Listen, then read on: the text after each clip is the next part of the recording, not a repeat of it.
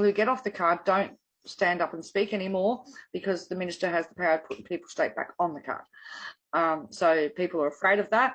And considering that Indu keep the card accounts open for 7 years, you know, even if you cut up the card, they keep the account open and they're getting paid for the next 7 years for you being off the card even. I had a working parent and she was living off of her savings.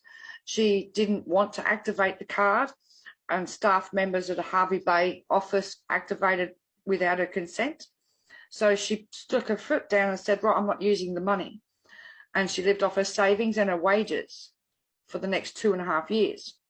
She fought them all the way. They tried to make up lies about her neglecting her children and not paying her debt repayments as excuses to not let her off the card.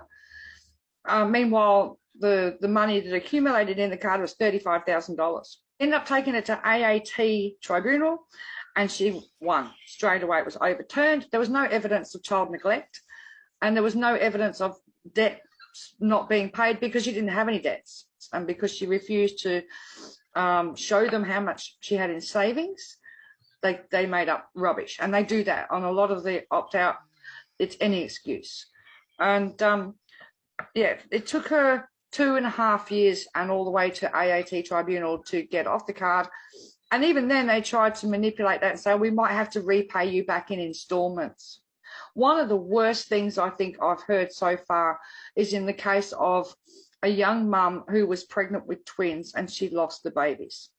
Now, this woman went to Bundaberg from Brisbane. She was only in Bundaberg for 8 days and she returned back to Brisbane and she lost the babies.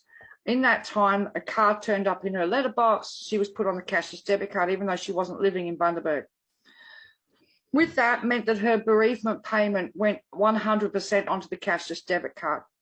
They refused her access to use it to pay for the funerary urns and the cremation of her twin babies. I think that's the lowest thing I've seen any company do. So she had no choice but to borrow the money from her mum.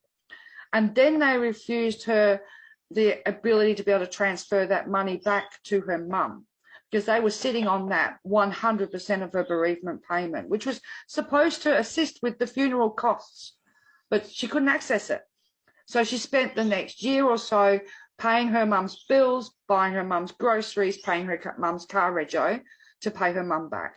But all of that in the grief of losing twin babies. Do you know what I mean? No compassion from the company whatsoever.